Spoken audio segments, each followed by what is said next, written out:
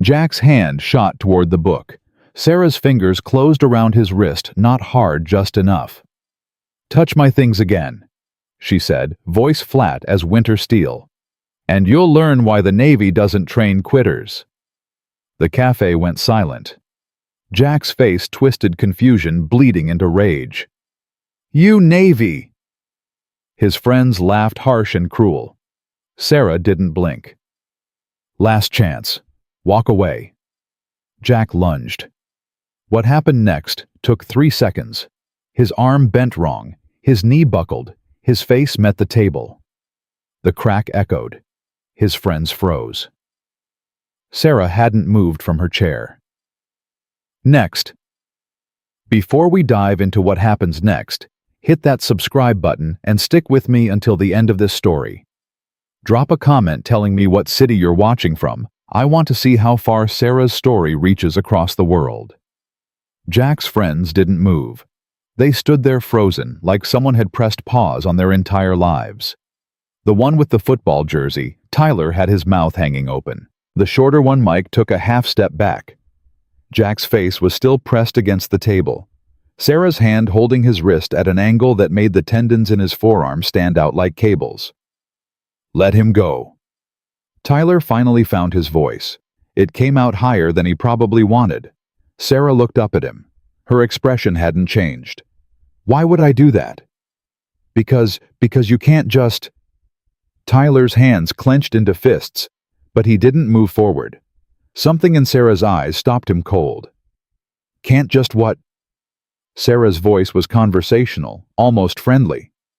"Can't defend myself when 3 grown men corner me in a coffee shop. Can't respond when someone tries to put his hands on me." She glanced down at Jack, who was making a strangled sound against the wooden table. "Can't protect my property when some entitled kid decides it belongs to him now." Mike's voice shook. "We were just messing around." "Were you..." Sarah tilted her head slightly. The movement was precise, controlled. Everything about her was controlled. "Because from where I'm sitting, messing around looks a lot like assault. Battery. Attempted theft. Should I keep going?" Tyler found some courage somewhere deep. "You're hurting him." "I'm restraining him." Sarah's correction was immediate. "There's a difference. Hurting him would look very different." She paused. Let that sink in. "Do you want me to show you the difference?" The cafe was watching now. Every single person had stopped whatever they were doing. Phones were up, some filming, some ready to call police. The barista stood behind the counter with one hand on the phone, frozen between intervention and self-preservation. An older couple near the window sat rigid, their coffee forgotten. Sarah waited. 5 seconds. 10. The silence stretched like pulled taffy. Finally, she released Jack's wrist. He jerked back, stumbling against Tyler, cradling his arm. His face was red, partly from the table, partly from rage, partly from something that might have been fear. "You crazy bitch!" Jack spat. His voice cracked on the last word. "You broke my arm." "Your arm isn't broken." Sarah picked up her book, found her page. "If it were broken, you wouldn't be able to move your fingers. Try it." Jack did instinctively. His fingers flexed. The movement was stiff, probably painful, but functional. "See?" Sarah turned a page. "Not broken. Sprained, maybe. You'll want to ice it." She looked up at him, and her eyes were absolutely empty of sympathy. "Consider it tuition. You just learned that not everyone in this world is as passive as you expected." Tyler's face was purple. "Do you know who we are? Should I?" Sarah didn't look up from her book this time. "We play for state, Division 1. We're nobody." Sarah's interruption was surgical. "You're nobody to me. You're 3 kids who thought your size and your team jerseys gave you permission to intimidate a woman half your weight." She finally looked up again. "How'd that work out?" Mike pulled on Tyler's sleeve. "Let's go, man. She's insane." But Tyler wasn't done. Pride, ego, testosterone, whatever combination of chemicals his brain was pumping out, wouldn't let him walk away. Not after being humiliated in front of a cafe full of witnesses. You think you're tough. Tyler stepped closer. His shadow fell across Sarah's table. You got lucky. Jack wasn't ready, but I am. Sarah closed her book, set it down carefully, precisely, folded her hands on top of it. No, she said. Tyler blinked. What? No. You're not ready. Sarah's voice dropped lower. The people nearest to them had to lean in to hear. You're angry, embarrassed. Your heart is racing. Your palms are sweating. Your body is flooded with adrenaline, and you think that makes you ready. She paused. It doesn't. It makes you sloppy, predictable, vulnerable. Then I'm going to give you information now, Sarah continued as if Tyler hadn't spoken. Free of charge because I'm feeling generous. When someone offers you an exit, you take it. When someone shows you they're not a victim, you believe them. When someone demonstrates capability, you acknowledge it and move on with your life.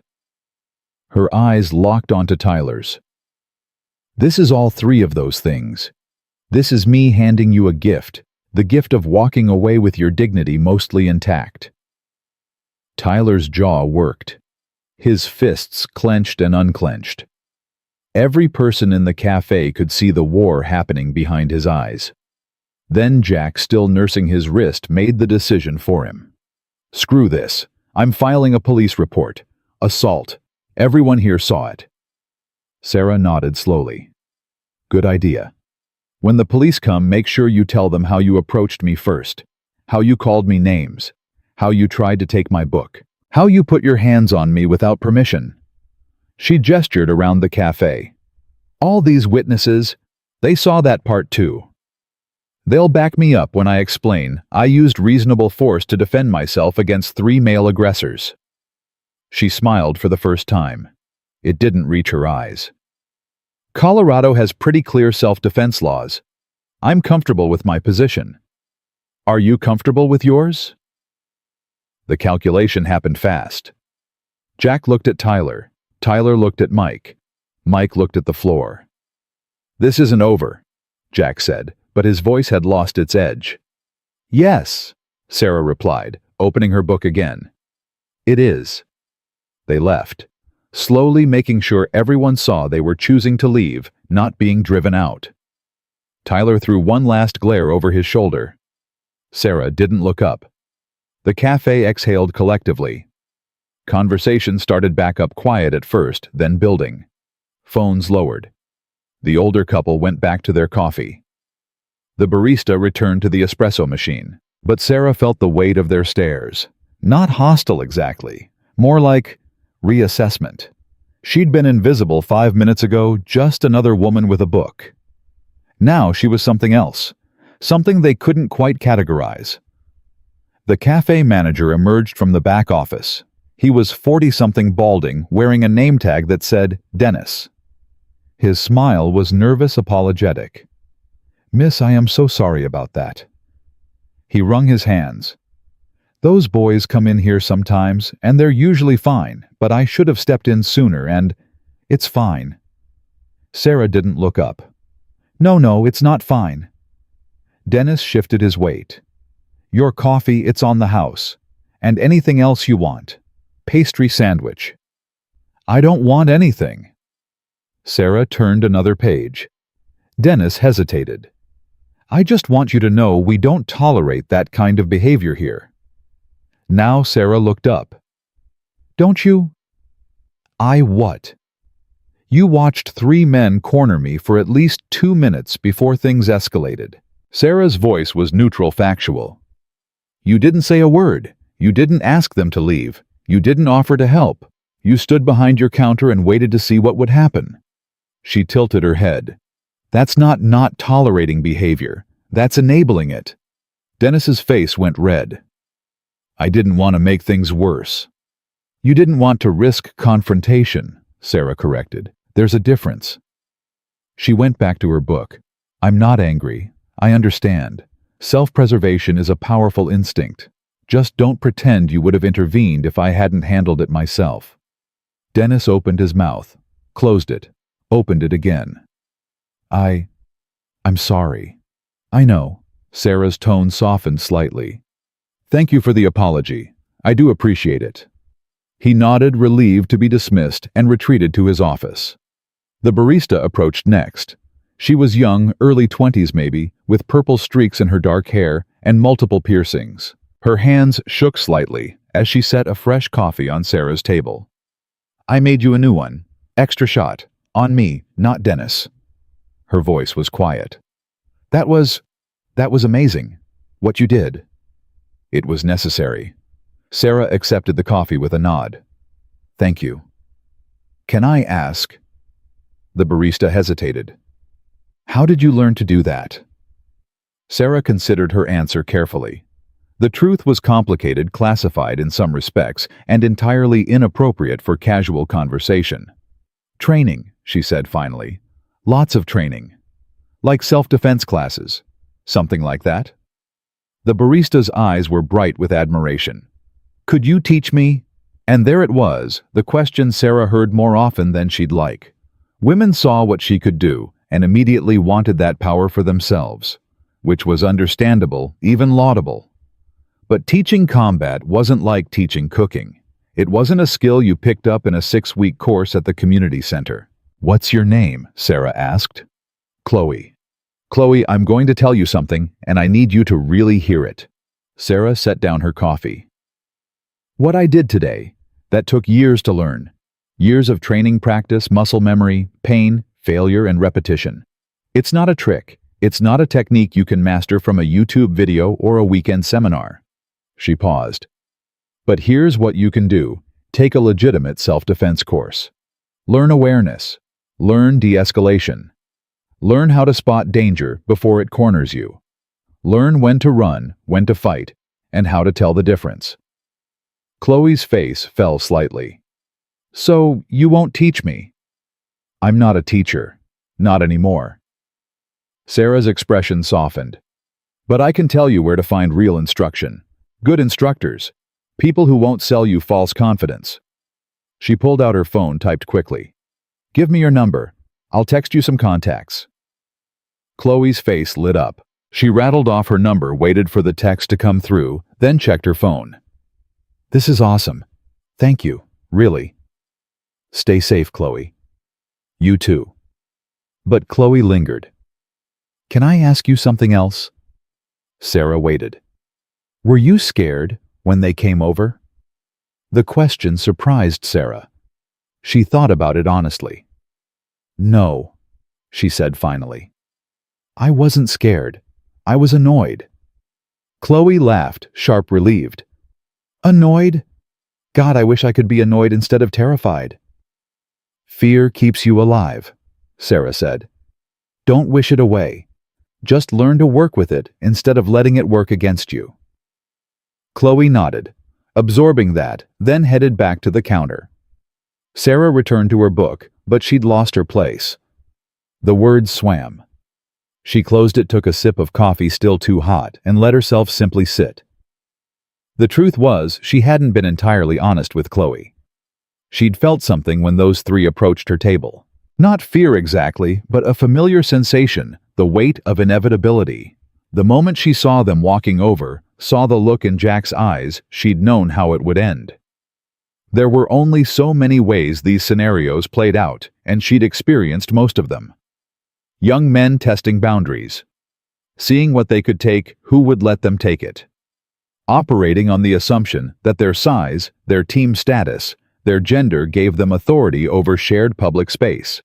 And usually they were right. Usually people let them take whatever they wanted, a seat, a conversation, someone's personal space, because confrontation was uncomfortable and most people would rather shrink than fight. Sarah didn't shrink.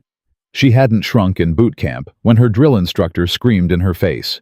Hadn't shrunk during Bud/S when every instructor told her she didn't belong. Hadn't shrunk in Fallujah when bullets snapped past her head. Hadn't shrunk in Kandahar when her convoy got hit.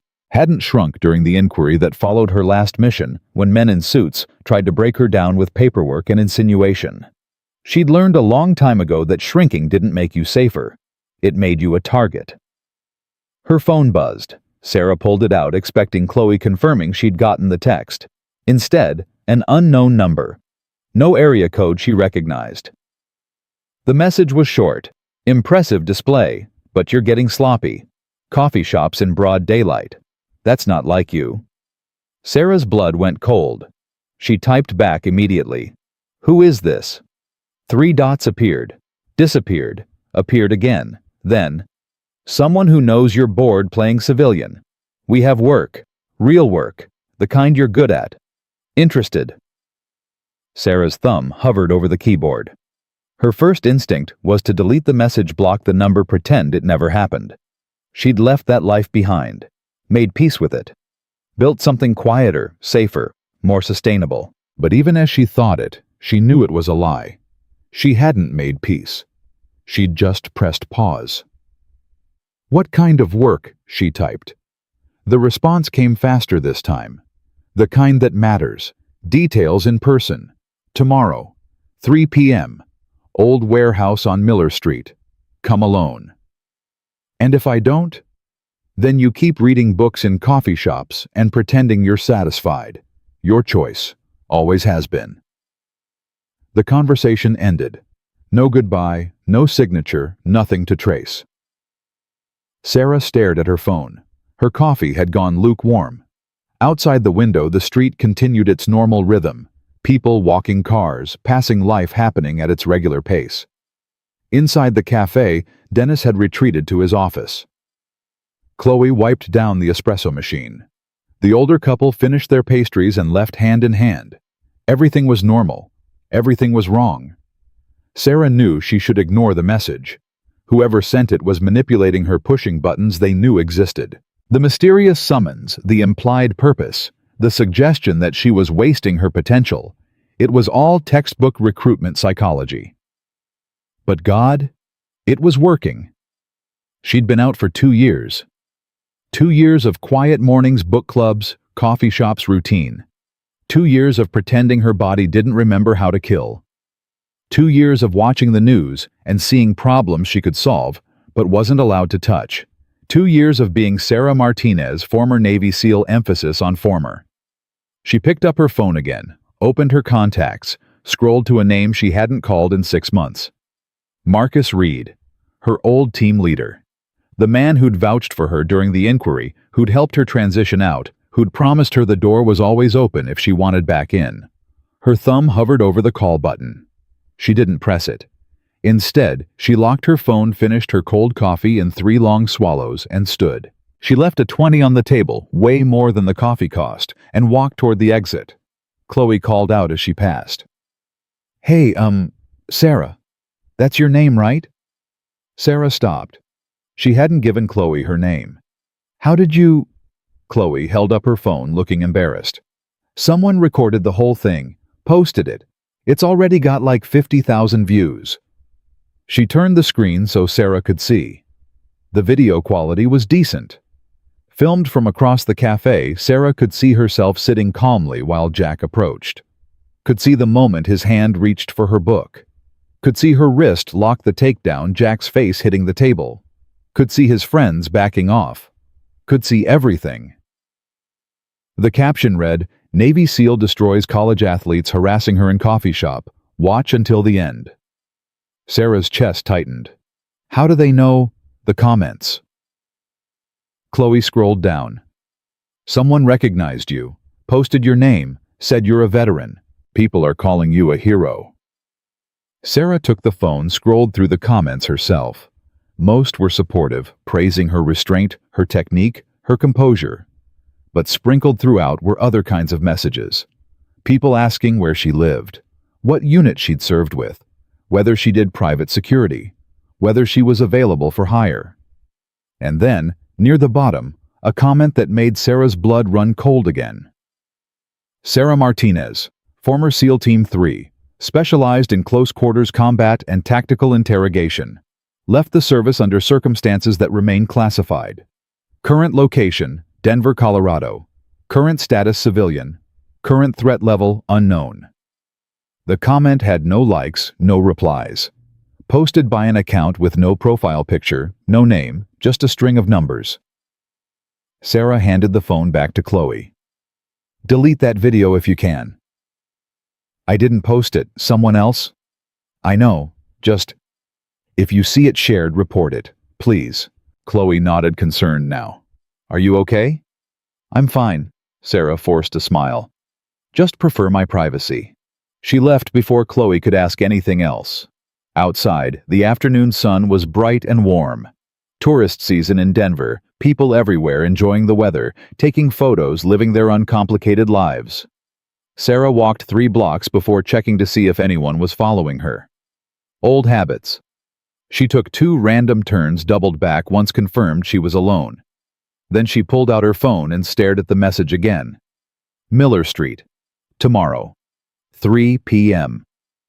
She should ignore it, should delete it, should call Marcus and report the contact, let official channels handle whatever this was. She should do a lot of things. Instead, she opened her Maps app and looked up Miller Street. The warehouse district. Industrial zone. Mostly abandoned buildings and empty lots. Perfect place for a meeting you didn't want witnessed. Perfect place for an ambush. Perfect place to find out what the hell was going on. Sarah pocketed her phone and kept walking. Tomorrow, she'd go to the warehouse. Tonight, she'd prepare. But right now, right this moment, she needed to disappear into the crowd and think. Because whoever sent that message knew exactly who she was. Knew what buttons to push. Knew she'd come. And that meant they'd been watching her for a while. Sarah's apartment was on the 4th floor of a building that didn't ask questions. She'd chosen it specifically for that reason. 3 exits, clear sightlines, neighbors who minded their business. She unlocked her door, stepped inside, locked it behind her. 3 deadbolts. A chain. A doorstop wedge she kicked into place with her heel. The apartment was sparse. Functional. A couch she rarely sat on. A kitchen table with 1 chair. Bookshelves lined with titles she'd actually read. No photographs on the walls. No personal items that couldn't be packed in 10 minutes. She'd lived this way for 2 years, and it still didn't feel like home. She dropped her bag on the counter and pulled out her phone. The video had been taken down. Chloe must have reported it, but mirrors were already popping up on other platforms. Twitter, TikTok, Reddit. The internet never forgot, never forgave, never stopped feeding. Sarah opened her laptop, created a burner email account, started running searches. The account that had posted her classified information was already suspended, but she'd screenshot the username before leaving the cafe. A string of numbers, 7734-SEAL-X9. She ran it through every database she still had access to, which wasn't many, but enough. No hits. The account was brand new, created an hour before the comment was posted. IP address bounced through 3 VPN servers across 2 continents. Professional work. Someone who knew how to stay invisible. Her phone rang. Marcus Reed. Of course. She answered. How fast did you see it? About 30 seconds after it was posted. Marcus's voice was gravelly tired. He sounded older than she remembered. Sarah, what the hell were you thinking? I was thinking 3 guys were harassing me and I handled it. You handled it on camera, in public, with witnesses. She heard him exhale, long and frustrated. Do you have any idea how many flags this raises? I defended myself. That's not illegal. It's not illegal, but it's visible. You were supposed to stay invisible. A pause. We had an agreement. Sarah's jaw tightened. The agreement was, I'd keep my head down and not cause problems. I didn't cause problems. Problems found me. And the message? Her blood went cold. What message? Don't play stupid. Unknown number. Warehouse on Miller Street. Tomorrow at 3. Marcus's voice dropped lower. I've had eyes on your phone since you left the service. Standard protocol for anyone with your clearance level. So I'm going to ask you once, are you planning to go? Sarah closed her eyes. Privacy was an illusion. She'd known that. Had known Marcus would have monitoring in place. Had accepted it as the price of freedom. But hearing it out loud still made her stomach turn. I haven't decided. Let me help you decide. Don't go. It's a trap. Best case scenario, it's recruitment for some private contractor looking to exploit your skills. Worst case, it's someone settling old scores. He paused. You made enemies, Sarah. You know you did. I made enemies doing my job. Which is exactly why you need to stay the hell away from Miller Street. His voice softened just slightly. I know you're bored. I know civilian life doesn't fit right. But going rogue isn't the answer. I'm not going rogue. I'm investigating a potential threat. No. You're chasing adrenaline. Marcus sighed. Look, I get it. I really do. You spent 10 years running hot, and now you're running cold. It feels wrong. But this isn't the solution. Sarah stood paced to the window. Outside, the city sprawled millions of people living normal lives, unaware that conversations like this happened in apartments just like theirs. What if it's legitimate? Then let me handle it. Give me the contact information and I'll run it through channels. Channels take weeks. The meeting's tomorrow. Then you miss the meeting. And if it's time sensitive, then it's manipulation. Marcus's voice went hard. They're playing you, Sarah. They saw the video, saw an opportunity, and they're exploiting it. This is textbook recruitment psychology. Create urgency. Offer purpose. Make you feel like you're wasting potential. He paused. Don't let them win. Sarah pressed her forehead against the glass. It was cool grounding. What if I want to hear what they have to say? Then you're not the operator I trained. Marcus's disappointment cut deeper than anger would have. The Sarah I knew didn't walk into obvious traps. She didn't let emotion override tactical judgment. She didn't confuse boredom with calling. The Sarah you knew doesn't exist anymore. Bull. She's standing in that apartment right now trying to convince herself that civilian life is enough. But it's not working, is it? Marcus's voice gentled again. Come back, Sarah. Official channels. Clean papers. We've got positions opening up, training roles, advisory positions. You can use your skills without going dark. Training roles. Sarah laughed bitter. Teaching 20-year-olds how to hold a rifle. That's what you're offering. I'm offering you a way back that doesn't end with a bullet in your head. The line went quiet. Sarah could hear Marcus breathing, could picture him in his office, probably late afternoon in Virginia, light slanting through blinds, coffee going cold on his desk. He'd aged since she saw him last. Everyone had. War did that. I appreciate the concern, Sarah said finally, but I can take care of myself. I know you can. That's what worries me. A pause. Promise me you won't go to that warehouse. I can't promise that. Sarah. I'll be careful. That's the best I can give you. She hung up before he could argue further. Her hands were shaking. She pressed them flat against her thighs, forced herself to breathe. In through the nose, out through the mouth. The technique they'd taught her in BUD/S. Control your body. Control your mind, control the situation. Marcus was right. She knew he was right. Everything about the message screamed setup. But God, she wanted it to be real. Wanted there to be work that mattered, problems she could solve, purpose beyond reading books in coffee shops and pretending she was satisfied. Her laptop chimed. New email to the burner account she'd created. No subject line. The sender was another string of numbers. Sarah opened it. The message was short. You're smarter than this. You know Marcus is monitoring your communications. You know he'll try to stop you. So here's what you actually want to know. We're not recruitment. We're not contractors. We're cleanup. The mess from Kabul, the one they told you was handled, it wasn't. 3 operators compromised. Intel leaked. Asset networks burned. People are dying, Sarah. The people you swore to protect. A pause in the text then. You don't have to trust us. You just have to care enough to show up. Sarah read it 3 times. Kabul. The word opened doors she'd nailed shut. Memories flooded back, dust and blood and screaming, the smell of burning fuel, the look in Hassan's eyes when he realized they weren't coming back for him. The inquiry that followed. The classified reports. The sealed files. The promises that everything would be handled internally, that she could leave with her conscience clean.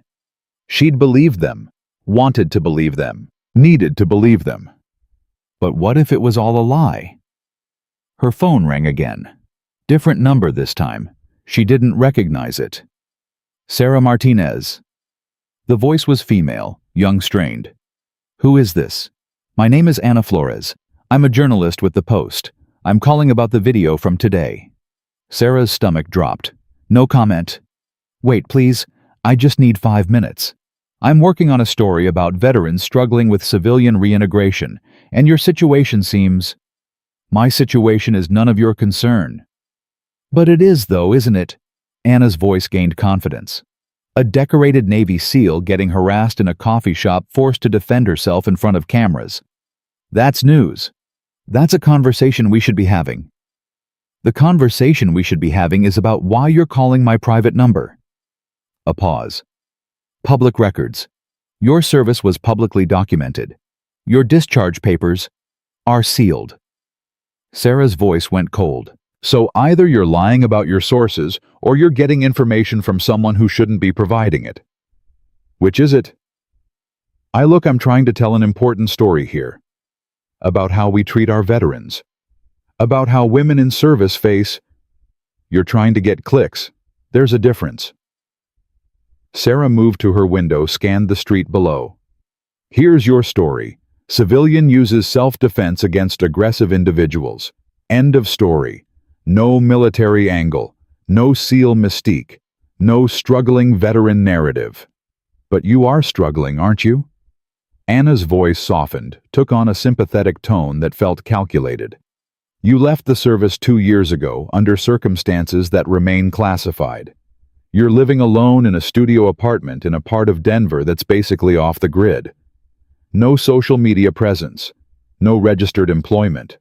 No, how do you know where I live? Silence. Anna, how do you know where I live? I have sources. Sarah's chest tightened. What sources? I can't reveal. This isn't journalism. This is surveillance. Sarah's mind raced. The video goes viral. Her classified information gets posted. She gets a mysterious meeting invitation. Marcus calls immediately. Now a journalist knows her address. Too many coincidences. Too many moving pieces. Who gave you my information? I'm not at liberty. Then we're done here. Sarah hung up. Her apartment suddenly felt exposed. Windows facing the street. One fire escape. Limited options if someone decided to visit. She moved away from the glass, positioned herself where she could see both the door and the window. Her phone buzzed. Text from the unknown number that had sent the original message told you they'd come. Journalists are the least of your problems. Tomorrow, 3 p.m. Come alone or don't come at all. Your choice. But make it fast, the clock is ticking. Another text immediately after. And Sarah, that journalist. She's not working for the Post. She's working for someone very interested in knowing whether you'll take our meeting. So now you know if you don't show, they'll know you're running. And people who run from them don't stay hidden for long. Sarah's pulse hammered. She pulled up the Washington Post website, searched their staff directory for Ana Flores. No results. Searched Google, LinkedIn. Nothing. The woman didn't exist or existed under a different name, which meant everything she'd said was a lie, designed to what? Scare her, motivate her, test her. She dialed Marcus back. It went straight to voicemail. She tried again, same result. Her hands were steady now, muscle memory taking over. She moved through her apartment with purpose. From under her bed, she pulled a locked case. Inside, a Glock 19, 2 spare magazines, a tactical knife. She hadn't touched them in 6 months. Hadn't needed to. She checked the gun, clean oiled ready. Loaded a magazine. Chambered a round. Set it on her kitchen table, where she could reach it in 2 steps from anywhere in the apartment. Her laptop chimed again. Another email this time, with an attachment. She almost didn't open it. Could be malware. Could be a tracker, but her cursor hovered over it anyway. The file downloaded. A photograph. Black and white, grainy, taken from a distance with a telephoto lens. It showed a man in his 50s, Middle Eastern features, sitting at an outdoor cafe. The timestamp was 3 days ago. The location stamp was Istanbul. Sarah's breath caught. She knew that face. Hassan al-Rahman, the asset she'd recruited in Kabul, the translator who'd saved her team's life twice, the man they'd promised protection, promised visas, promised safety, the man they'd abandoned when the withdrawal went sideways.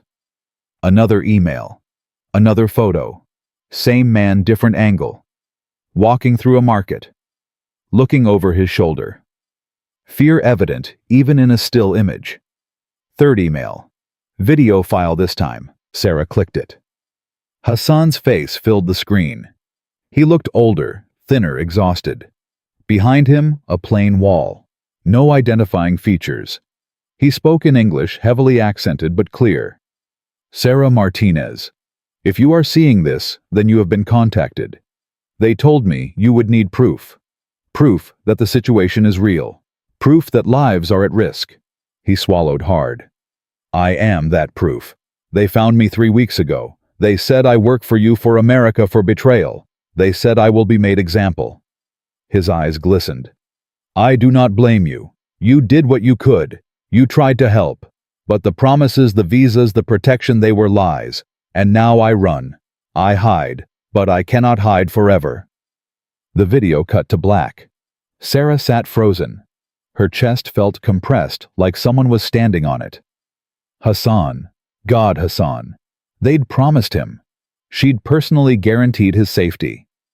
Looked him in the eye and swore that America protected its allies. And they'd left him behind. Her phone buzzed one final time. Text message. Still think it's a trap tomorrow, 3 p.m. Bring your skills. Leave your doubts. We've got work to do. Sarah stared at the message until her vision blurred. Every tactical bone in her body screamed trap.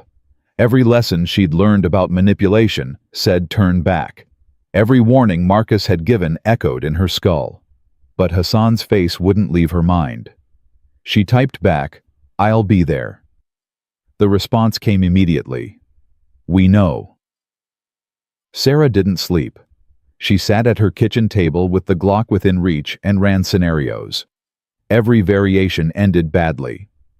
Ambush, extraction, interrogation, execution.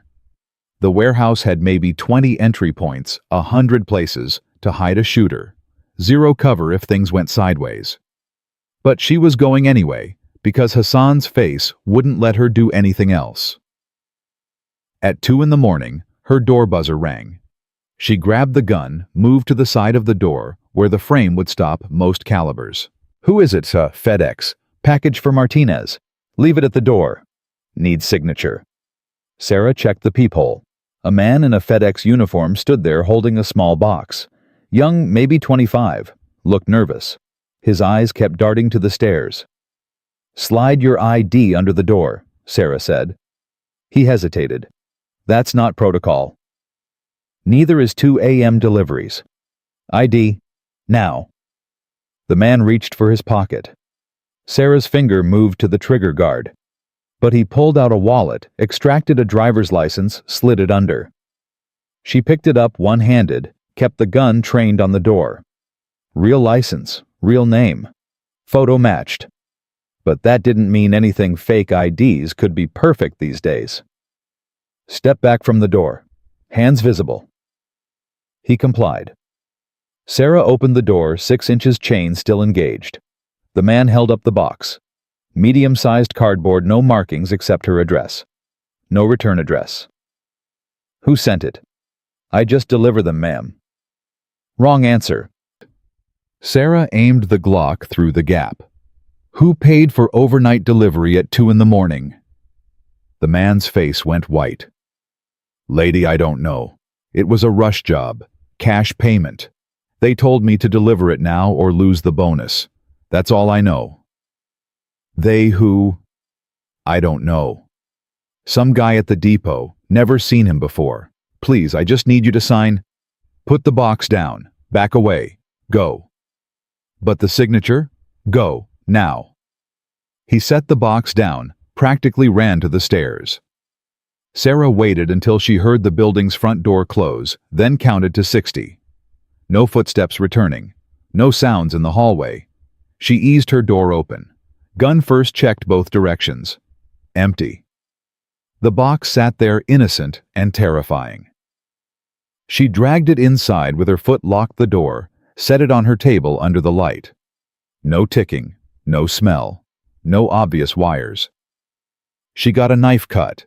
The tape carefully opened the flaps. Inside a burner phone, a file folder, and a note. The note was handwritten. Read the file. Use the phone. Trust no one else. 3 p.m. Don't be late.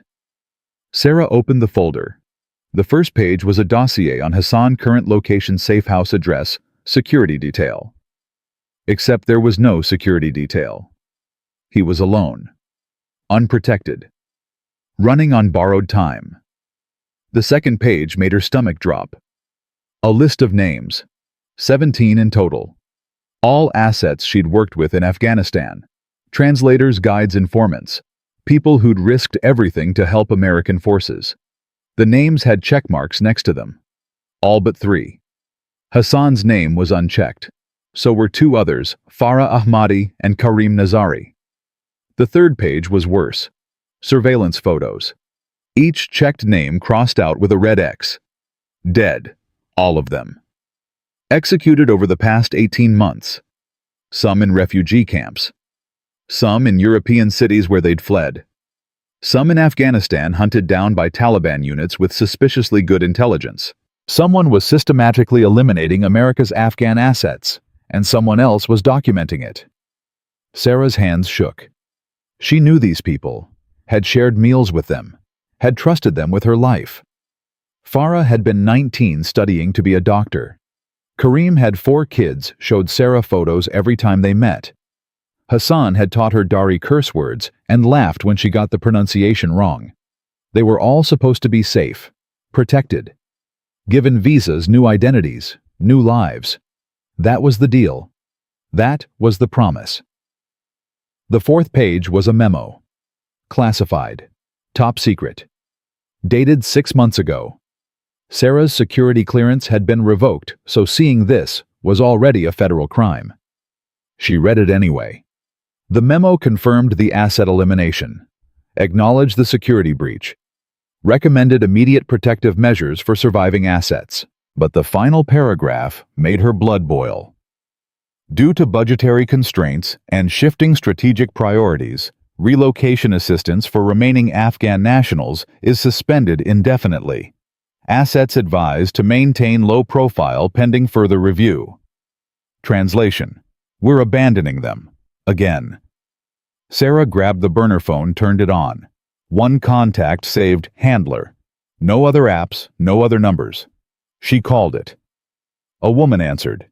You read the file. Who the hell are you? Someone who gives a damn. The voice was American 30s maybe, with a slight southern accent. Someone who's tired of watching good people die because bureaucrats care more about optics than honor. That doesn't answer my question. My name doesn't matter. What matters is Hassan has maybe 48 hours before they find him. Farah has a week, maybe less. Karim's already gone dark, we lost contact yesterday. The woman paused. We need to extract them, all 3. Get them somewhere safe before the cleanup crew finishes the job. Why me? Because you know them. They trust you. And because you've got skills we need. Another pause. And because you're the one who made them promises. Time to keep them. The accusation landed like a punch. Sarah gripped the phone tighter. Who's we? Who are you working for? Does it matter? Yes. We're a private group. Ex-military, ex-agency. People who couldn't stomach watching assets burn while Congress debates funding. The woman's voice hardened. We operate off-book. No government backing. No official sanction. Just operators and resources and a mission that actually matters. Vigilante work. Honor work. The correction was sharp. The kind your old bosses should be doing but aren't. The kind you swore an oath to do. Sarah closed her eyes. And the warehouse meeting. Personnel evaluation. We need to know you're still operational, still committed, still capable of doing what needs to be done. You're testing me. We're verifying you. Big difference. The woman's tone shifted. Look, I know this feels like manipulation. It is manipulation. But the threat is real. Hassan is real. Those 17 dead assets are real. We didn't create this situation, we're just the only ones willing to fix it. By recruiting burned-out SEALs with guilt complexes. By recruiting people who still have a conscience. A beat of silence. 3 o'clock, Sarah. Show up or don't. But if you don't, Hassan dies knowing you chose safety over loyalty. Your call. The line went dead. Sarah stared at the phone. Every instinct screamed trap. The timing was too perfect. The emotional manipulation too obvious. The file too convenient. But the names on that list, she'd cross-referenced 3 of them while on the call, and the obituaries checked out. Real deaths. Real people. Real consequences of someone's decision to cut funding and walk away. She pulled up Marcus's number on her real phone. It rang 4 times, went to voicemail again. She tried his office line. Same result. His personal cell. Nothing. Either he was ignoring her or someone was blocking the calls. Sarah grabbed her laptop, tried to access her old military email. Account suspended. She tried the secure messaging system she'd used for classified communications. Access denied. Every official channel had been cut off, sealed tight, like she'd never existed. She was alone. Completely alone. The burner phone buzzed. Text message from handler. Marcus can't help you. His hands are tied. This operation doesn't exist on any books. That's the point. You want official channels. They'll drown you in paperwork while Hassan bleeds out in a Turkish alley. You want action. Be at the warehouse. Another text. And Sarah. Those college kids from yesterday. Jack Taylor. His father is Congressman Robert Taylor. Committee on Armed Services. He's already making calls about you. Sexual assault allegations, excessive force, psychological instability. By tomorrow morning, you'll be on every news channel as the violent veteran who attacked innocent students. They're building a case to discredit you, to make sure nobody listens when you talk about abandoned assets or broken promises. Sarah's chest constricted. Jack's father. Congressman. Armed Services Committee. The same committee that controlled military budgets, asset protection programs, visa authorizations. The same committee that had suspended the relocation assistance. It clicked into place. The harassment at the cafe wasn't random. Jack hadn't just stumbled onto her by accident. Someone had sent him. Someone wanted footage of her losing control, attacking civilians, proving she was unstable. Someone wanted to destroy her credibility before she could become a problem. Which meant someone knew she'd find out about the abandoned assets. Knew she'd care. Knew she'd fight back. They'd tried to neutralize her preemptively, and she'd played right into it. Her phone rang. Real phone this time. Ana Flores. Sarah answered. I thought we were done. Listen to me carefully. Ana's voice was different now, urgent, stripped of the fake sympathy. Don't go to that warehouse. It's a setup. They're going to kill you. Who's they? The people who sent me to call you. The people who are tracking your every move. The people who've been orchestrating this whole thing. Ana was breathing hard like she was running. I didn't know what I was part of until an hour ago. I thought I was just doing surveillance, gathering intel, but I heard them talking. They're not extracting assets, they're eliminating witnesses. Sarah's blood went cold. Witnesses to what? The asset killings. They're not Taliban cleanup. They're internal. American operation. Someone high up decided those assets knew too much about what really happened during the withdrawal, about deals that were made, money that changed hands, intel that was sold. Ana's voice cracked. And Hassan? He's not in Istanbul hiding from terrorists. He's in Istanbul because someone told him he'd be safe there. Someone lured him out of hiding so they could finish him off quietly. And you're telling me this why? Because I don't kill people. I gather intelligence.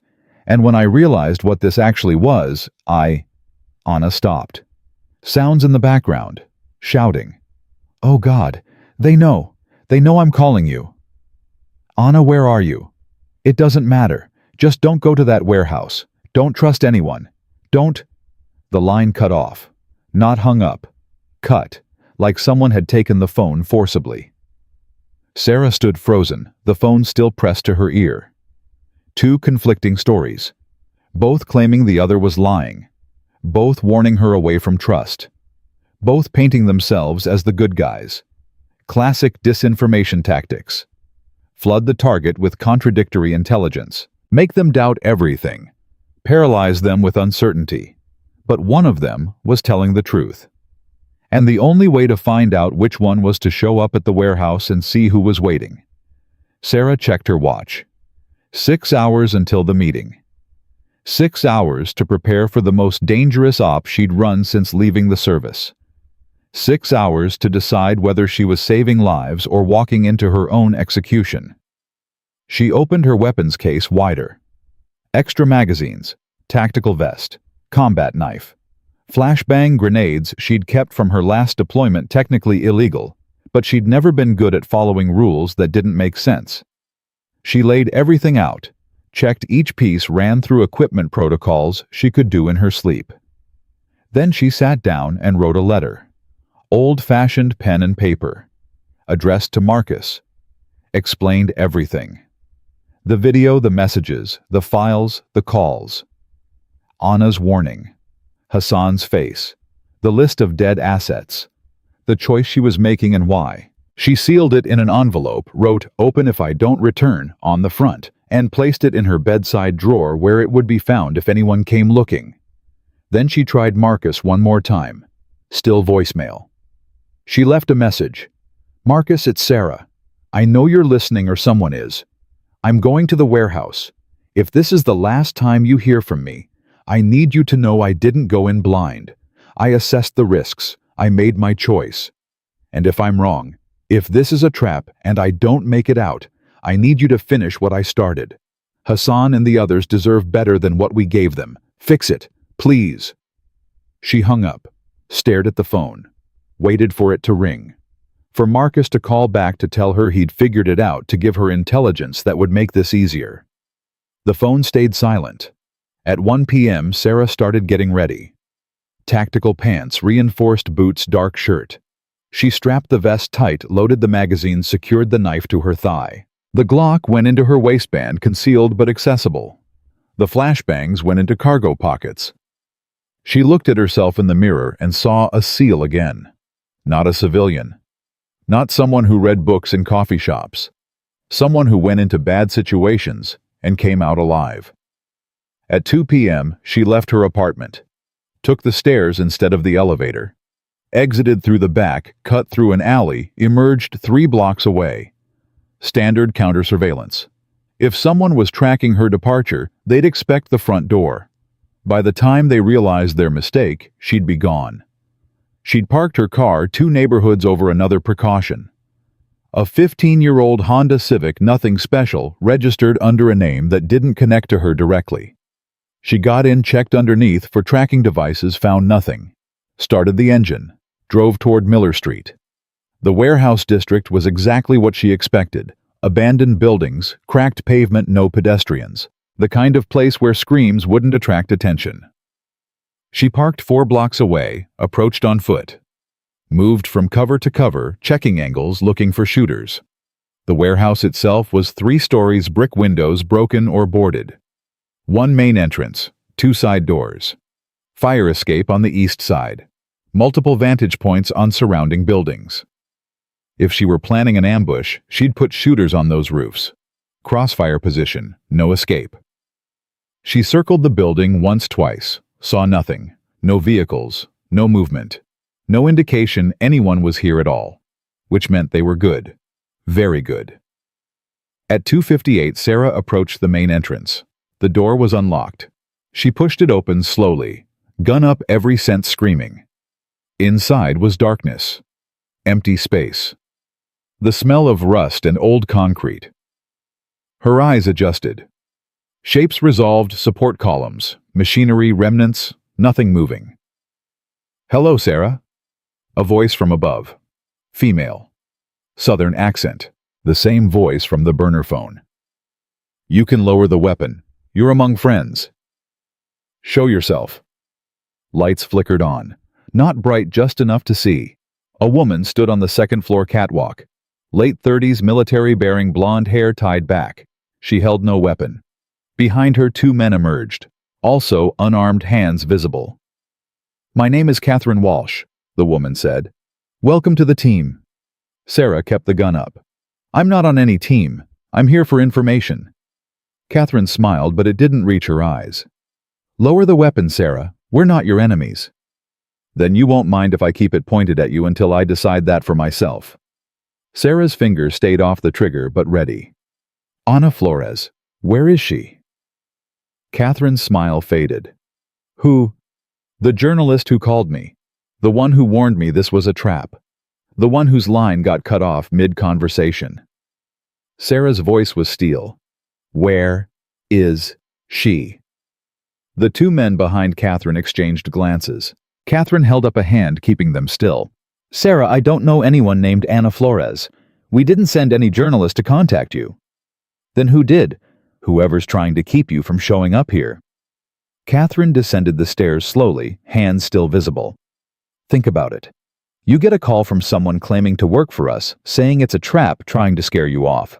Classic disinformation. They don't want you here because they don't want you learning the truth. Or you're lying, and she was telling the truth. If I wanted you dead, you'd be dead. Catherine reached the ground floor, stopped 10 feet away. There are 17 positions in this building where we could have put shooters. You checked 6 of them on your approach, missed 11. If this were a trap, we wouldn't be having this conversation. Sarah's jaw clenched. Catherine was right, she'd been sloppy. Rushed, emotional. Everything they'd trained her not to be. The other 11 positions, Sarah said. Are they empty? Yes. Prove it. Catherine pulled out a radio. Team sound off. All positions. One by one, voices came through. Roof access clear. East loading dock clear. North stairwell clear. 11 positions called in, each one reporting empty, each one confirming they were nowhere near the warehouse. Sarah's grip on the Glock loosened fractionally. That proves you have a team. Doesn't prove you're not planning to use them. Fair. Catherine pocketed the radio. What would prove it? Hassan. Show me Hassan. Alive. Right now. Can't do that. Sarah raised the gun again. Wrong answer. Because he's not here. He's in Istanbul, exactly where the file said. We can't teleport him to Denver in 6 hours. Catherine's tone sharpened. But we can show you the video feed from his safe house. Real time. You want proof he's alive? I'll give you proof. One of the men, the taller one, dark hair, maybe 40, pulled out a tablet. Tapped the screen. Held it up. The image showed a small room, basic furniture, and Hassan sitting at a table. Reading. Very much alive. Sarah's throat tightened. That could be old footage. Hassan. Catherine spoke into her radio. Look at the camera. Wave. On the tablet screen, Hassan looked up. Directly at the camera. Raised his hand. Waved. Sarah's gun lowered. Not much, but enough. He doesn't know you're watching, Catherine said quietly. Doesn't know we're working on extraction. We kept it compartmentalized for his safety. The fewer people who know, the fewer leaks. She paused. But he's alive, Sarah, and we're going to keep him that way. What about Farah and Karim? The shorter man's stocky red hair looked like former infantry stepped forward. Farah's in Berlin, safe house near Tempelhof. Karim we lost contact with yesterday, like I said on the phone. That was you. Sarah looked at Catherine. You said you made that call. I said someone from our team made it. Catherine's voice was patient. We're not a one-person operation. Tom here handles logistics. Danny does communications. She gestured to the tall one. I run point. We've got 12 others in the field. Everyone ex-military. Everyone with skin in the game. Skin in the game, how? We all left assets behind. Catherine's jaw tightened. I had an interpreter in Helmand, 22 years old, applied for his visa 6 times, got denied every time. Last I heard, Taliban executed him in front of his family. Her eyes went hard. So, yeah, I've got skin. We all do. Sarah studied the 3 of them. Their postures, their eyes, the way they held themselves. Everything screamed legitimate military background. But so had the fake FedEx driver, and he'd been part of someone's operation, too. The congressman, Sarah said. Robert Taylor, Armed Services Committee. What's his role in this? Catherine's expression darkened. You figured that out fast. His son harassed me yesterday. On camera. Very convenient timing. Sarah's mind raced. Someone wanted footage of me being violent, wanted to discredit me before I could make noise about abandoned assets. Taylor's committee suspended the relocation program. He's covering his tracks. Not just covering. Tom's voice was gravelly. Eliminating. Every asset we've lost. They all had one thing in common. They testified in closed-door hearings about what really happened during the withdrawal. About equipment that went missing, money that vanished, intel that got sold to the highest bidder. Sarah's stomach turned. You're saying the government is killing its own assets? Not the government, a faction within it. Catherine pulled out her phone, showed Sarah an image. Bank transfer records, millions of dollars, routes through shell companies, end destinations in the Cayman Islands, Switzerland, Dubai. Someone made a fortune during the withdrawal, sold weapons, sold intel, sold access, and the people who witnessed it, our assets became liabilities. Hassan testified, in April, behind closed doors, about a weapons deal he observed. American officials selling stingers to Taliban commanders. Catherine's voice was flat. 3 weeks later, his name appeared on a Taliban kill list. Except the list didn't come from Taliban sources. It came from an American database. Sarah felt the floor shift under her. How do you know that?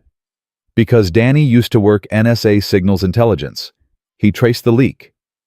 Catherine nodded toward Danny, who pulled up more files on his tablet. The kill list was generated from a classified database only accessible by DoD personnel. Someone with high-level clearance pulled those names and fed them to the people doing the killing. Taylor. Taylor's the politician, the face. Catherine shook her head. But he's got partners. Military contractors who lost billions when we pulled out. They want revenge. They want to eliminate anyone who can testify about their involvement in the corruption. And they've got enough money and power to make it happen. Sarah's mind spun. This was bigger than she'd thought. Way bigger. If you know all this, why not go public? Blow the whistle. With what proof? Tom spread his hands. Everything we have is classified. We obtained it through illegal means. The moment we surface, we're the criminals. They're the patriots protecting national security. His voice went bitter. We tried official channels, filed reports, contacted oversight committees. You know what happened. Nothing. Because the people we reported to are part of the problem. So you went private. We went effective. Catherine's tone was matter of fact. We can't stop the people at the top. Not yet. But we can save the assets they're trying to kill. Extract them, relocate them, give them new identities. One life at a time. Vigilante work, Sarah said. Honor work, Catherine corrected.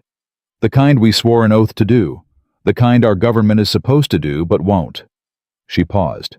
You made promises to these people, Sarah. We all did. Time to keep them. Sarah holstered her gun.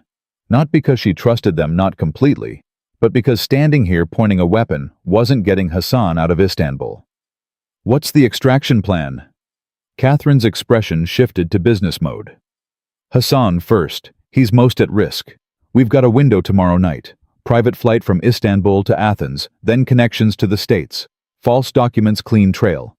but we need someone he trusts to make contact. Someone whose face he recognizes. She looked at Sarah. That's you. You want me to go to Istanbul.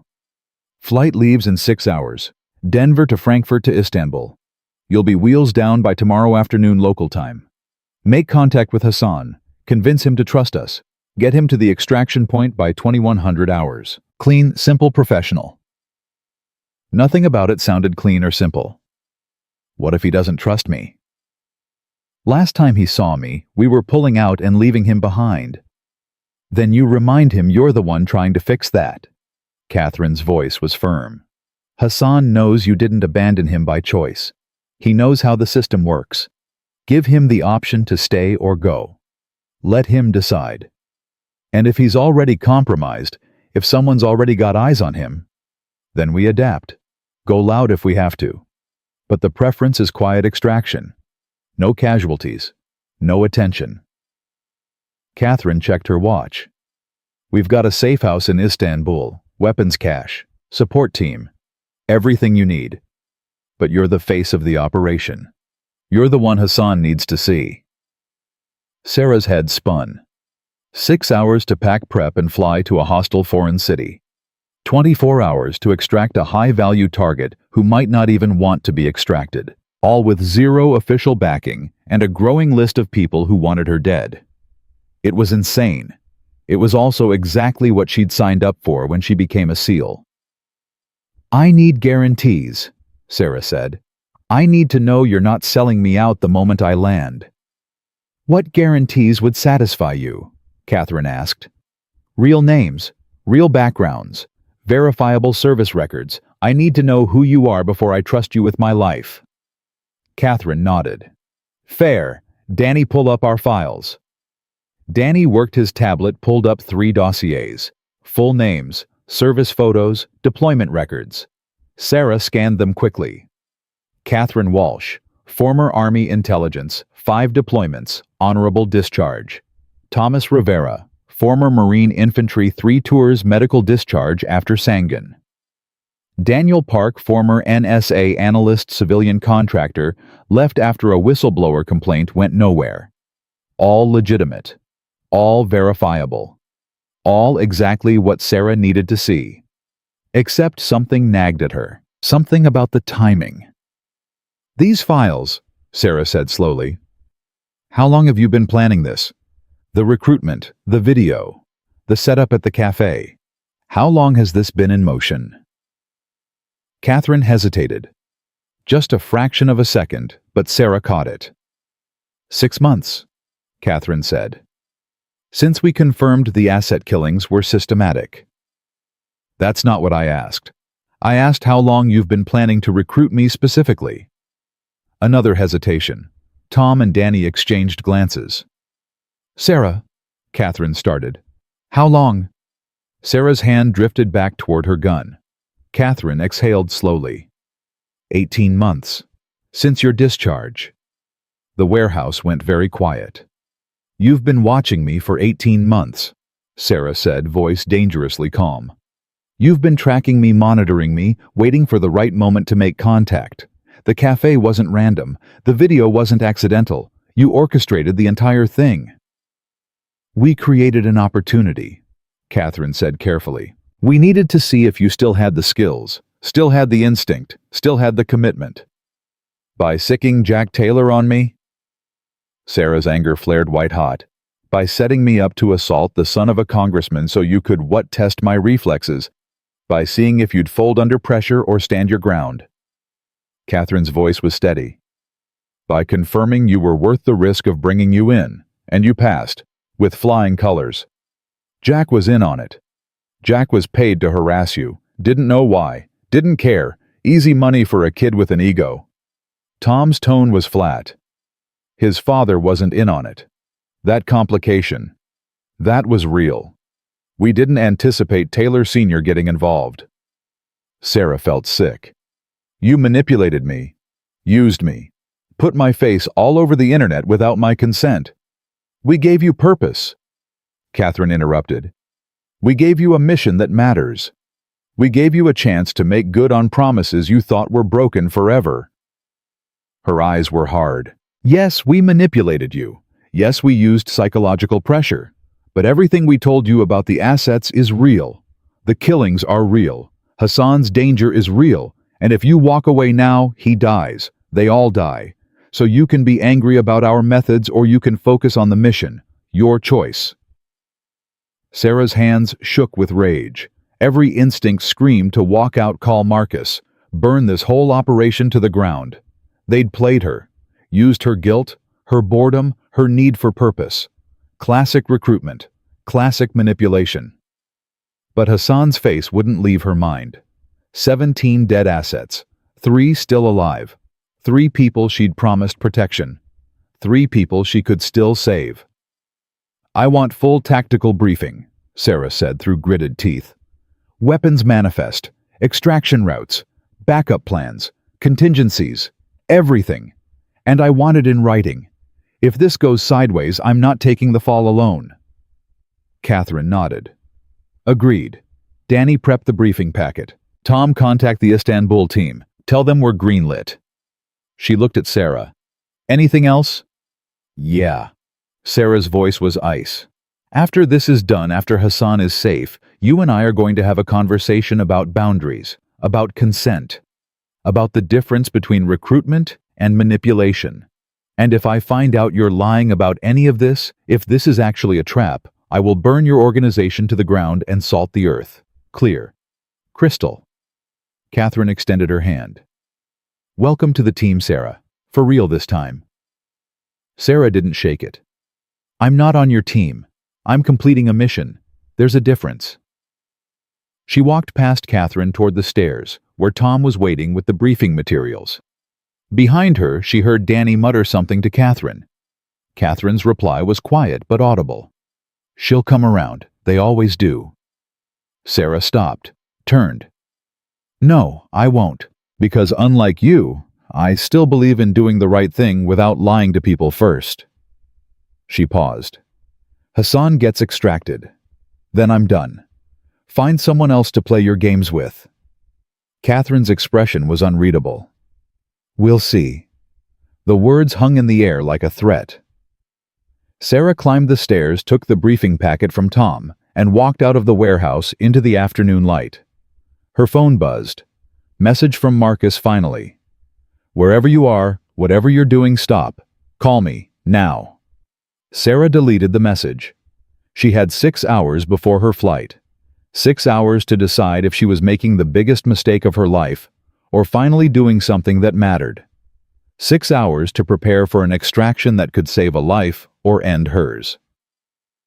She got in her car, drove back to her apartment and started packing. Passport, cash, clothes. The Glock would have to stay, couldn't fly international with it. But Catherine had promised weapons in Istanbul. Sarah would have to trust that much at least. Trust. The word tasted bitter. She'd trusted the government to protect assets. Trusted official channels to do their job.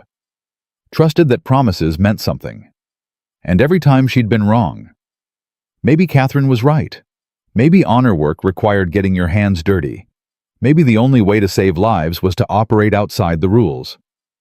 Or maybe Sarah was walking into the most elaborate trap ever laid, and by tomorrow night, she'd be just another name on a kill list. Either way, she was going to Istanbul. Because Hassan deserved better than abandonment. Because 17 dead assets deserved justice. Because some promises were worth keeping, even when keeping them might cost everything. Sarah zipped her bag closed, checked her watch, and headed for the airport. Behind her, Denver disappeared into the rearview mirror. Ahead, uncertainty waited. But between the two was a mission, and for the first time in 2 years, Sarah felt like herself again. Even if that self was about to do something monumentally dangerous and possibly suicidal. Old habits died hard. Istanbul hit Sarah like a wall of sound and heat. She cleared customs with her fake passport, clean work. Catherine's people knew what they were doing and picked up the weapons cache from a locker at a gym 3 blocks from the airport. Glock 19, suppressor, 2 spare mags, tactical knife. She assembled everything in a bathroom stall, loaded, chambered, concealed.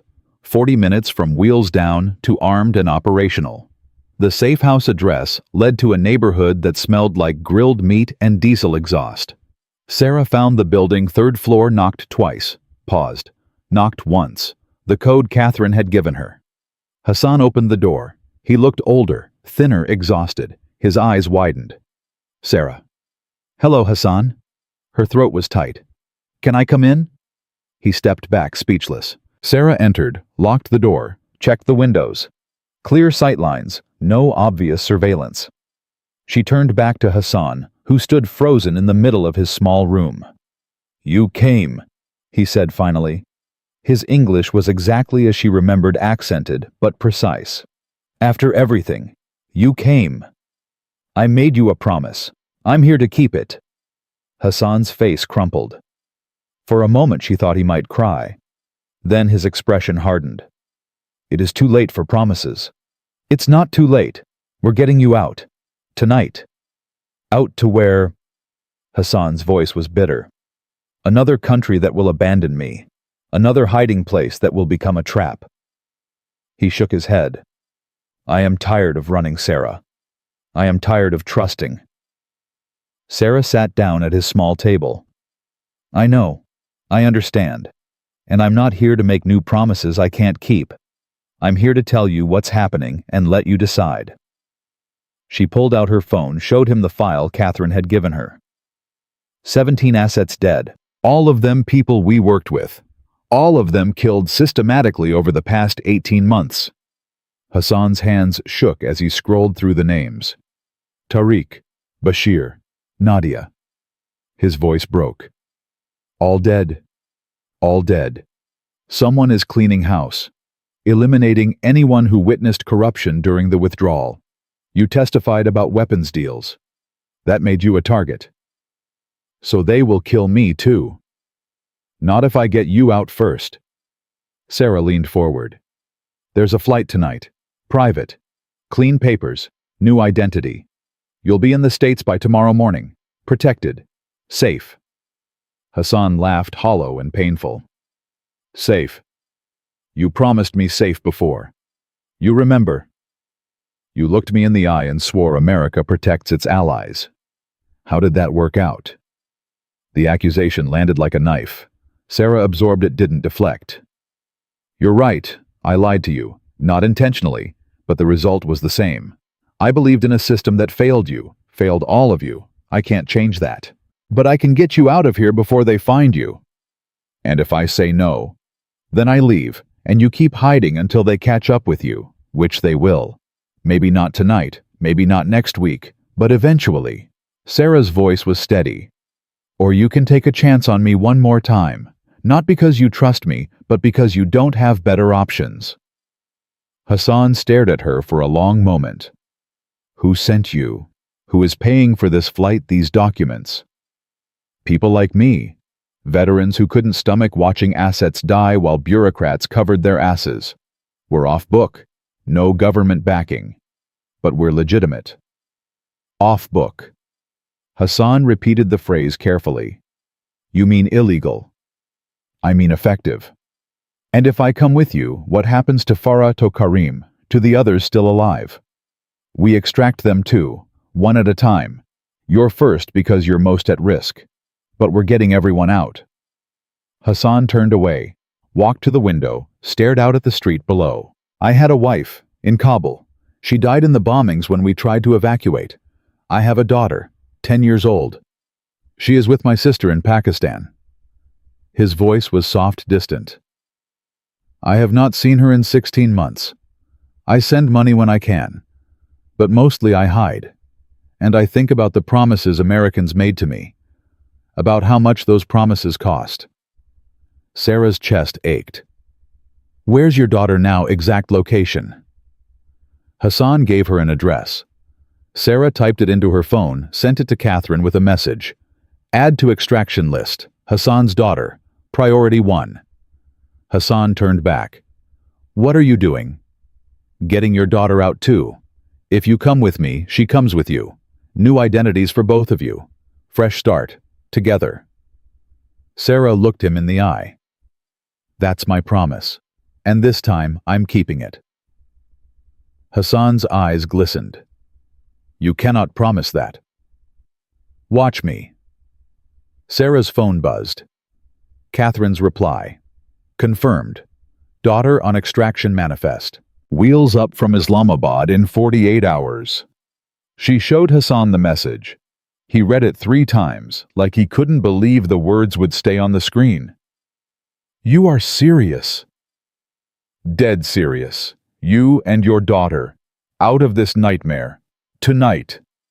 Hassan sat down heavily. What time? 2100 hours. 9 p.m. I'll take you to the extraction point. Private airfield outside the city. 1-hour flight to Athens. From there, connections to the States.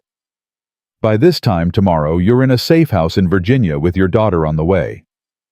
And if something goes wrong, then I adapt. That's what I do. Sarah checked her watch. We've got 4 hours. Pack what you need.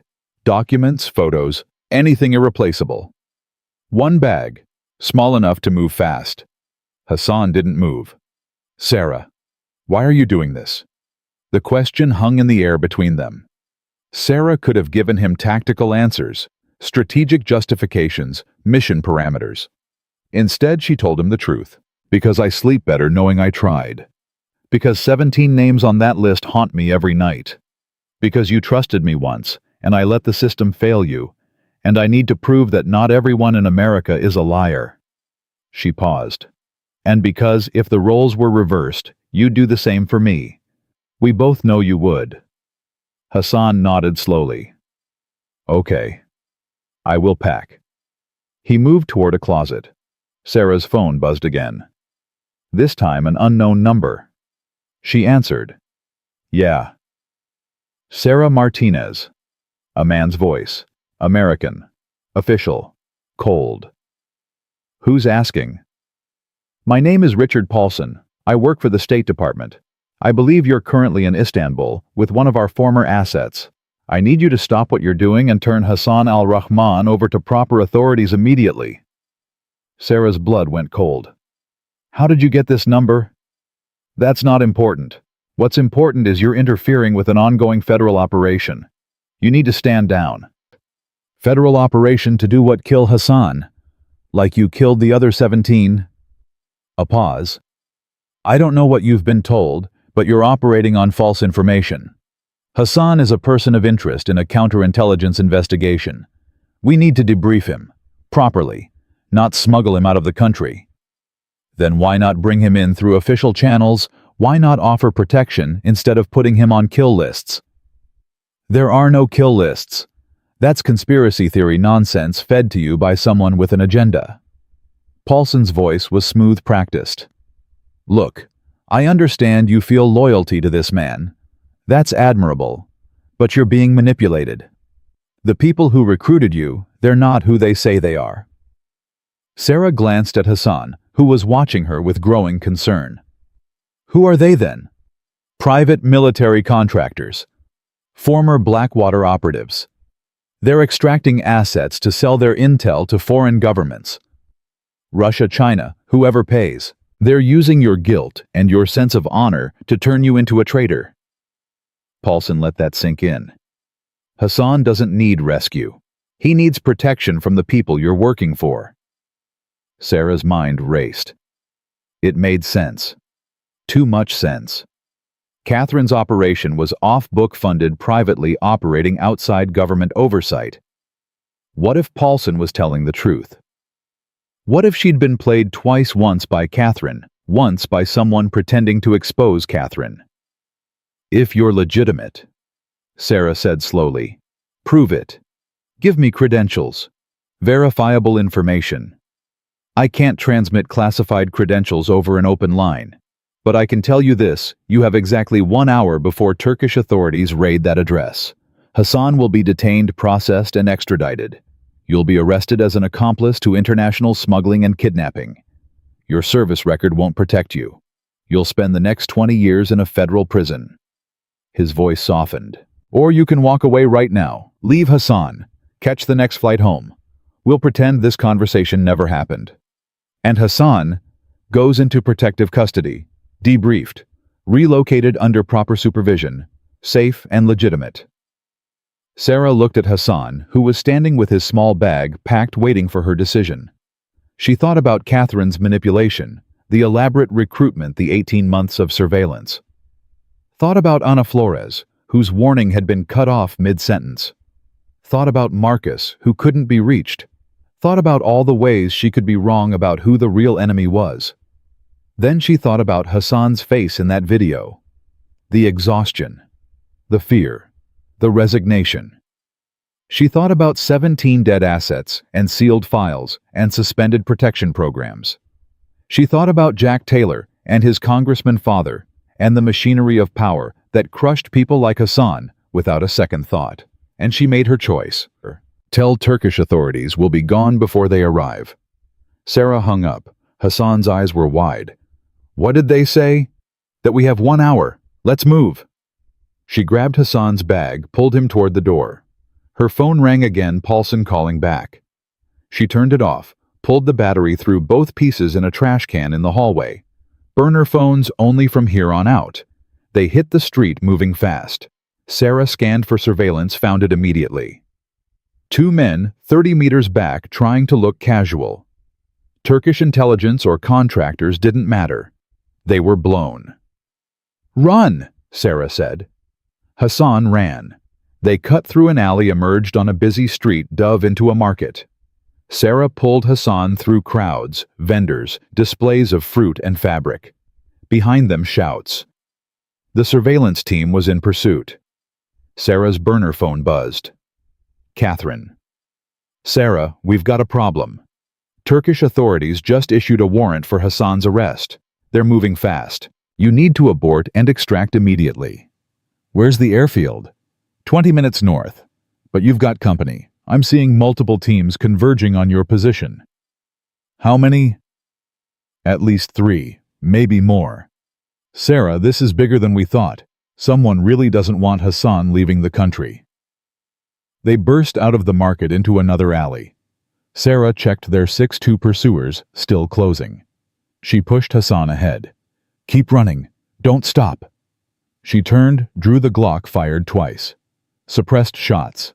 Both pursuers went down, leg shots, non-lethal. They'd survive, but wouldn't be chasing anymore. Sarah ran after Hassan, caught up with him 2 blocks later. Get in. A van screeched up beside them. Side door open. Tom at the wheel. Danny in back with weapons. Sarah shoved Hassan in, jumped in after him. Tom hit the gas. The van lurched forward. Behind them, more vehicles appeared, SUVs, aggressive, professional. Contact rear, Danny called out. He had an M4, was already positioning at the back window. Don't fire unless fired upon, Sarah ordered. We're not starting an international incident. Too late. Danny pointed. One of the pursuing SUVs had someone leaning out the window with a rifle. Glass shattered. Rounds punched through the van's rear. Danny returned fire-controlled bursts. The SUV swerved, fell back. Hassan was hyperventilating. Sarah grabbed his shoulders. Look at me. Breathe. We're getting out of this. They will kill us. They're trying. We're not letting them. Tom took a hard left tire, screaming. Another right, weaving through traffic like he'd driven Istanbul his whole life. The SUV stayed close. More gunfire. Danny returned it. The sound was deafening in the enclosed space. Sarah's phone, the burner, rang. Catherine. You're 2 minutes from the airfield. But Sarah, I need to tell you something. Richard Paulson. He's real. State Department. But he's also on Taylor's payroll. He's the one who leaked the asset names. He's the one coordinating the killings. Sarah's world tilted. How do you know? Because Danny just hacked his email, bank records, everything. Paulson's been taking payments from a shell company controlled by Taylor's defense contractor partners. He's the inside man, and he knows you know. That's why he called. He was stalling, keeping you on the line long enough to position teams. Then this isn't about debriefing Hassan. This is about silencing him. Permanently, which is why we need to move faster. Catherine's voice was urgent. Airfield dead ahead. Plane's engines are hot. Get Hassan on board and go." The van burst through a chain-link gate. The airfield was small, private, barely legitimate. A Cessna waited on the tarmac, engines running. Sarah grabbed Hassan. "Move!" They ran. Behind them, the SUVs crashed through the gate. Tom and Danny provided covering fire. Sarah and Hassan reached the plane. She pushed him up the stairs. "Get in!" Hassan climbed. Sarah turned back. Tom was reloading. Danny took a round to the shoulder, went down. Sarah sprinted back, grabbed Danny, hauled him toward the plane. He was heavy, bleeding, barely conscious. Tom laid down, suppressing fire. "Go, I'll hold them." "Like hell." Sarah dragged Danny up the stairs. The pilot, a woman she'd never met, was already closing the door. Go now." The plane started moving. Tom ran alongside, grabbed the rail, pulled himself up. The door sealed. The plane accelerated. Through the window, Sarah saw the SUVs screeching to a halt, men jumping out, raising weapons. The Cessna lifted off. Rounds pinged off the fuselage. Then they were airborne, climbing, leaving Istanbul and its chaos behind. Hassan sat trembling in a seat. Danny clutched his shoulder, breathing hard. Tom checked the wound through and through, painful but survivable. The pilot didn't look back, just flew. Sarah sat down hard. Her hands were shaking. The adrenaline was crashing. She'd just shot. People started a firefight in a foreign country, stolen a man from under the nose of multiple intelligence agencies. And she'd do it again. Hassan looked at her. "Thank you." Sarah nodded. Couldn't speak yet. Her throat was too tight. The pilot called back. "ETA Athens 40 minutes. Medical team standing by for your wounded. Passport control is handled. You're clear." Tom managed a weak smile. Not bad for a first op. "First," Sarah found her voice. "This is my only op. After Athens, I'm out." "Sure you are." Tom's smile widened. "That's what we all say." The flight was quiet. Danny passed out, shock probably, but his vitals stayed stable. Hassan stared out the window like he couldn't believe any of it was real. Sarah checked her phone. Messages from Catherine. "Hassan's daughter is secured. Extraction team has her. She'll meet you in Virginia tomorrow." Then, "Paulson's been arrested. FBI raided his office an hour ago. Found everything, the payments, the kill orders, communications with Taylor's people. It's over." Sarah read the message 3 times. It's over. But it didn't feel over. It felt like the beginning of something bigger. They landed in Athens. Medical team took Danny. He'd need surgery, but would recover. Hassan was processed through customs with papers so clean they could have been official. Sarah followed Catherine's instructions to a safe house where she finally stopped moving long enough to think. Her phone rang. "Marcus." She answered. "Sarah, tell me you're alive." "I'm alive." "Tell me you didn't just start a war in Istanbul." "I didn't start it. I just finished it." Marcus exhaled long and slow. "Hassan's daughter is safe. We've got her, and Paulson's singing. Gave up Taylor, gave up the contractors, gave up everyone. The whole network is collapsing. We, official channels, the good guys, the ones who still give a damn." Marcus paused. "You did good work, Sarah. Illegal, reckless, stupid work, but good." "Am I under arrest?" "Technically, you committed about 17 federal crimes. But given that you exposed a conspiracy to murder American assets and brought down a corrupt State Department official, I think we can call it even." Another pause. "Come home, Sarah. Let's talk about that training position. Or something else. Something official." Sarah looked around the safe house. Spartan, functional, temporary. Like every place she'd lived since leaving the service. "I'll think about it." "Don't think too long. Catherine's organization, they're good people, but they're playing a dangerous game. Eventually it catches up with you." "I know." She hung up. Hassan appeared in the doorway. "Your friend was right. You should go home." "What about you?" "I will wait for my daughter. Then we will go to America. Start over. Try to be normal people." He smiled, tired but genuine. Thanks to you. Sarah stood. Hassan, I need to ask you something. If you could go back, if you could choose not to help us, not to be a translator, not to put yourself at risk, would you? Hassan considered the question carefully. No. I would do it again.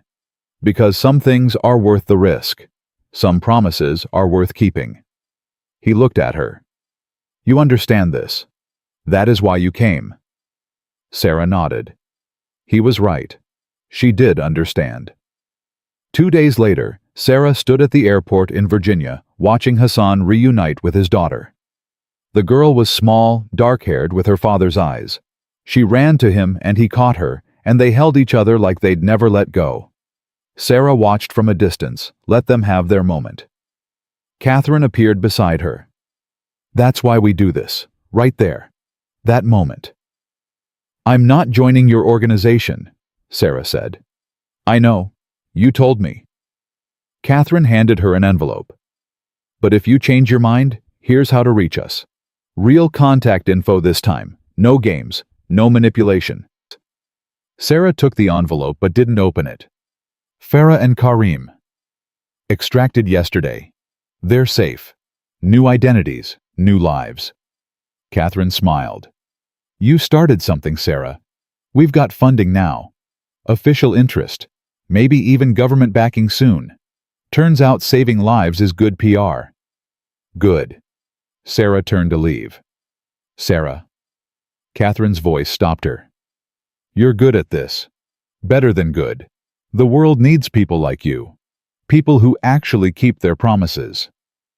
Sarah looked back at Hassan and his daughter, still holding each other, still processing that they were really safe. The world needs a lot of things. Maybe I'll help. On my terms. When I choose to. Fair enough. Sarah walked away. Outside, the Virginia sun was bright and warm. She had a voicemail from Marcus about that training position. Had an apartment in Denver that probably had eviction notices by now. Had a life that didn't quite fit, but was hers anyway. And she had an envelope in her pocket. Contact information for an organization that operated in the shadows, that saved lives when governments failed, that kept promises when no one else would. Sarah didn't know if she'd use it. Didn't know if she was done with civilian life or just getting started with something new. Didn't know what tomorrow would bring. But she knew one thing with absolute certainty: she'd kept her promise to Hassan. She'd extracted 3 assets when everyone else had written them off. She'd exposed corruption and brought down the people responsible.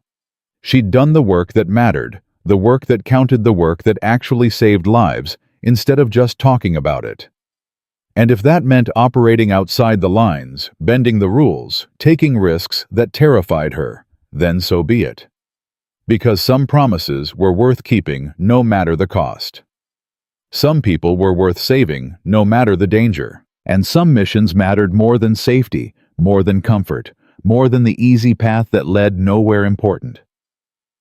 Sarah Martinez had spent 2 years pretending she was satisfied with books and coffee shops and quiet mornings.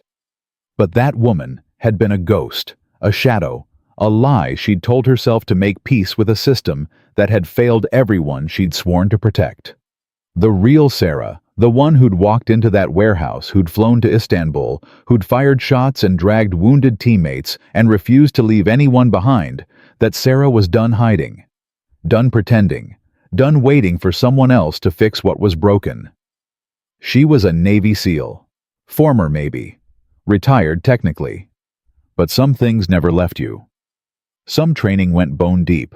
Some oaths didn't expire just because you signed discharge papers and collected your final paycheck. And standing there in the Virginia sunshine, watching Hassan hold his daughter, while Catherine's envelope burned in her pocket and Marcus's voicemail waited for an answer, Sarah finally understood what came next.